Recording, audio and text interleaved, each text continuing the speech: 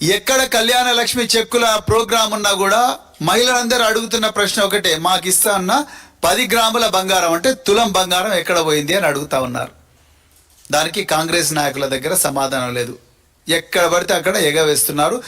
ఏమైంది మా తులం బంగారం అని ఎవరైనా సోషల్ మీడియా పోస్టులు పెడితే వాళ్ళు స్టేటస్ పెట్టుకున్నందుకే వాళ్ళను అక్రమంగా కేసులు పెట్టి జైళ్లలో పంపిస్తున్నారు. సో ఎక్కడ తులం బంగారం ఇవ్వాల్సి వస్తుందో అనన్న భయం ఇలా కాంగ్రెస్ పార్టీకి పట్టుకున్నది. అంటే వాళ్ళకి ఇవ్వాలని మొదటి నుంచి లేదు, ఓట్ల కోసం అబద్ధం చెప్పారు, అలవి కానీ హామీలు ఇచ్చారు. కేసీఆర్ గారు పెట్టిన విప్లవాత్మకమైన స్కీమ్ను కంటిన్యూ చేస్తే అయిపోతుండే. కంటిన్యూ చేయడం కాదు కదా, దానికి ఎక్స్ట్రా మేము 10 గ్రాముల బంగారం కూడా అంటే తులం బంగారం ఇస్తామని చెప్తూనే మళ్ళీ 9 నెలల నుంచి ఈ స్కీము వెరిఫికేషన్ పేరు మీద ఆపేసిండ్రు. ఇలా ప్రశ్న అడుగుతున్నాం మేము, ఏమయ్యా మీకు పెళ్ళి అయిందంటే నీకు కావాల్సింది పెళ్లి కార్డు, అమ్మాయి మేజరా మైనర్ అని తెలుసుకోవడానికి బర్త్ సర్టిఫికెట్, అమ్మాయి ఆధార్ కార్డు, అదేవిధంగా వాళ్ళు పేదవాళ్ళ కాదని తెలుసుకోవడానికి ఒక ఇన్కమ్ సర్టిఫికెట్. అవి 4 సబ్మిట్ చేసినప్పుడు ఇంకా మళ్ళీ కొత్త వెరిఫికేషన్ ఏముంటుంది? సో అనవసరంగా బట్టగాల్చి మీదేసి వెరిఫికేషన్ పేరుతో గత 9 నెలల నుంచి ఈ షాదీ ముబారక్ అదేవిధంగా కళ్యాణ లక్ష్మి చెక్కులను ఈ ప్రభుత్వం రిలీజ్ చేయడం లేదు.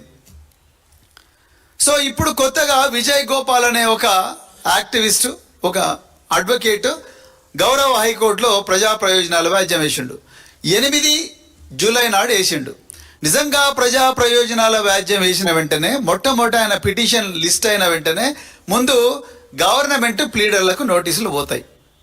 అంటే ఆయన ప్రతివాదులుగా ఎవరిని పేర్కొన్నాడు? Principal secretary BC welfare, principal secretary SC welfare, principal secretary tribal welfare, principal secretary minority వెల్ఫేర్ను ప్రతివాదులుగా పేర్కొన్నాడు ఆయన. సో పిటిషన్ లిస్ట్ అయిన వెంటనే ఫస్ట్ జరిగే పని ఏంటయ్యా అంటే ఇక్కడికి ఈ 4గురికి నోటీస్ పోతుంది. ఇగో మరి ఒక విజయ్ గోపాల్ అనే ఒక అడ్వకేటు, ఇది రాజ్యాంగ విరుద్ధం, ఈ రాజ్యాంగంలో ఉండే అధికరణాలకు విరుద్ధంగా ఉన్నది, మరి సామాజిక న్యాయానికి సమానత్వానికి విరుద్ధంగా ఉన్నదని ఆయన అంటున్నాడు. అసలు మీ జీవోల ప్రకారం జీవోలతోని సంక్షేమ పథకాలు నడపడం కాదు, దీనికి చట్టబద్ధత ఉండాలి అని చెప్పి ఆయన అంటున్నాడు.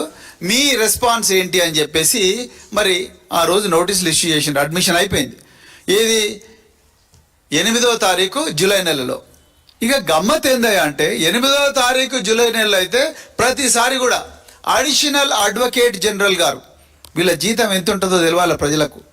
అడిషనల్ అడ్వకేట్ జనరల్ గారు కానీ అడ్వకేట్ జనరల్ కానీ ఎప్పుడైనా కేసులకు అటెండ్ అయితే 3 లక్షలు 4 లక్షలు 5 లక్షల రూపాయలు కేసుకి ఇంత తీసుకుంటారు. వాళ్ళు ఒక అపియర్ అయ్యి గవర్నమెంట్ తరఫున మాట్లాడితేనే వీళ్ళకి లక్షల రూపాయలు, కేసుకు ఒక 3-4 లక్షల రూపాయలు పోతుంది. ఈ అడ్వకేట్ జనరల్ గారు మరి వాళ్ళు 1, 2, 3 ఎన్ని వాయిదాలు పడ్డాయి? 8వ తారీఖు నాడు ఒక వాయిదా పడ్డది, 5వ తారీఖు నాడు 5వ తారీఖు నాడు, తర్వాత ఆగస్టు 6వ తారీఖు నాడు, మళ్ళీ 7వ తారీఖు నాడు. ఇన్ని వాయిదాలు తీసుకున్న తర్వాత కూడా చివరికి గౌరవ న్యాయమూర్తి గారు ఏమన్నారయ్యా అంటే, The learned additional advocate general, the matter was urgent to file counter with respect to the legal sanctions made to such government orders by the next date of hearing. Since no counter has been filed till date, the impugned government orders. అంటే ఈ నెల రోజుల్లో గవర్నమెంట్కు ఈ లక్షలాది మంది జీవితాలను ప్రభావితం చేసే ఈ గొప్ప స్కీమ్, బాల్య వివాహాలను నియంత్రించే స్కీమ్, అప్పు చేయకుండానే పెళ్లి చేసే ఏదైతే స్కీమ్ ఉందో పేదవాళ్లకు, ఆ స్కీమ్ గురించి రివ్యూ చేసి గౌరవ హైకోర్టులో న్యాయమూర్తి ముందర ప్రతివాదన వినిపించడానికి ఫైల్ చేసే కౌంటర్ తయారు చేయడానికి మన అధికారులకు టైం దొరకలేదంట. సత్యవతి రాథోడ్ గారు ఇక్కడే ఉన్నారు. ఎప్పుడైనా హైకోర్టులో ఒక పిటిషన్ పడ్డ వెంటనే జీపీ, ఆ డిపార్ట్మెంట్ జీపీ వెంటనే ప్రిన్సిపల్ సెక్రటరీకి లేకపోతే కమిషనర్కు ఫోన్ చేస్తాడు. ఫోన్ చేసి మీ మీద ఒక పిటిషన్ పడ్డది, అర్జెంటుగా కౌంటర్ తయారు చేసుకోండి. సో వెంటనే సంక్షేమ భవన్లో మేము అందరం కూర్చొని అసలు వాళ్ళు రాజ్యాంగబద్ధంగా ఏం పాయింట్లు లేవనెత్తిండ్రు, ఇది ఎందుకు రాజ్యాంగబద్ధము, వాళ్ళు చెప్పింది రాజ్యాంగబద్ధం ఎందుకు కాదు అని చెప్పి మేము కౌంటర్ తయారు చేసి పారా వైజ్ రిమార్క్స్ అన్ని కూడా మొత్తం కూడా తయారు చేసుకొని ప్రిన్సిపల్ సెక్రటరియట్లో కూర్చుంటాడు, ఆయన దగ్గరికి పోయి ఆ విషయాన్ని గౌరవ మంత్రి గారి ముందు ఒకసారి డిస్కస్ చేసి దాని తర్వాత అవసరం అనుకుంటే లా సెక్రటరీ దగ్గరికి ఫైల్ సర్క్యులేషన్ చేపించి అక్కడి నుంచి దాన్ని ఒక కౌంటర్గా తయారు చేసి ఆ అఫిడవిట్ మీద ప్రిన్సిపల్ సెక్రటరీ సంతకం చేస్తాడు, లేకపోతే కమిషనర్ సంతకం చేస్తాడు, సంతకం చేసి అక్కడికి కోర్టుకు తీసుకుపోయి సబ్మిట్ చేస్తారు. ఇప్పుడు కళ్యాణ లక్ష్మి షాదీ ముబారక్లో నోడల్ ఏజెన్సీ ఎవరయ్యా అంటే పొన్నం ప్రభాకర్ గారు. ఇక చూడుర్రి, పొన్నం ప్రభాకర్ గారు మమ్మల్నేమో ఏ మాట మాట్లాడినా తాడు బొంగరం లేని వాళ్ళు కూడా మాట్లాడుతున్నారు అంటాడు. అయ్యా పొన్నం ప్రభాకర్ గారు, ఇప్పుడు మీరు ప్రూవ్ చేయాలి తెలంగాణ ప్రజలకు, మీకు తాడు బొంగరం ఉన్నదా, మీ మంత్రులకు ఉన్నదా, మీ సంక్షేమ శాఖ మంత్రులకు మీరు ఇప్పుడు చెప్పాలి తెలంగాణ ప్రజలకు. ఎందుకంటే లక్షలాది మంది మహిళల జీవితాల్లో మట్టి పోసిండ్రు మీరు ఈ గౌరవ హైకోర్టు ముందర మీరు వాదించలేక. నిజంగా మీరు తాడు బొంగరం మీకే ఉందనుకుంటారు కదా, మీరు తురుముకాన్లు అనుకుంటున్నారు కదా, మీరు పంచుల మీద పంచులు ఇచ్చుకుంటున్నారు కదా, గాంధీ భవన్లో కూర్చొని తాంత్రిక విద్యలు చేపిస్తూ అడ్డగోలుగా మాట్లాడుతూ దుర్మార్గమైన భాష మాట్లాడుతూ ఇష్టం వచ్చినట్టు ఇక్కడ మాట్లాడలేని భాషను మీరు గాంధీ భవన్లో ఆ గ్రహచార భవన్లో కూర్చొని మాట్లాడుతున్నారు కదా. మీకు నెల రోజుల నుంచి ఈ పిటిషన్ నడుస్తున్నది, మరి మీకు ఒక్క రోజున ఏమయ్యా అని చెప్పి మీ ఆఫీసర్ని అడిగినరా ప్రభాకర్ గారు? మీరు మీ బీసీ వెల్ఫేర్ శాఖనే కళ్యాణ లక్ష్మికి షాదీ ముబారక్ నోడల్ శాఖ. మరి మీరు ఒక బీసీ వెల్ఫేర్ శాఖ మంత్రిగా, సీనియర్ మంత్రిగా మీరు ఏం చేయాల్సి ఉండే? సాంఘిక సంక్షేమ శాఖ మంత్రిని, గిరిజన సంక్షేమ శాఖ మంత్రిని, మైనారిటీ సంక్షేమ శాఖ మంత్రిని వాళ్ళ అధికారులందరినీ కూర్చోబెట్టుకొని విజయ్ గోపాల్ అడ్వకేట్ ఎవరో పిఏఎల్ వేసిండయ్యా. పిఏఎల్ అంటే మామూలు విషయం కాదు. ఆ పిఏఎల్ వేసిండు. పిఏఎల్లో మరి ఈ విధంగా ఆయన లీగల్ పాయింట్స్ లేవనెత్తిండు. అందుకొరకు ఈ లీగల్ పాయింట్స్కు మన కౌంటర్ ఏంది, అర్జెంటుగా పిలవండి అడిషనల్ అడ్వకేట్ జనరల్, మన జీపీలందరినీ పిలవండి అని వాళ్ళందరినీ పిలిచి, ఎందుకంటే మీరు జీపీలకు ప్రభుత్వ ఖజానా నుంచే జీతం ఇస్తున్నారు కదా, అడిషనల్ అడ్వకేట్ జనరల్ కూడా మీరు ప్రభుత్వ ఖజానా నుంచే జీతం ఇస్తారు. ఆయన కేసు బై కేసు లక్షల రూపాయలు ఆయన చేతిలో పెడతారు.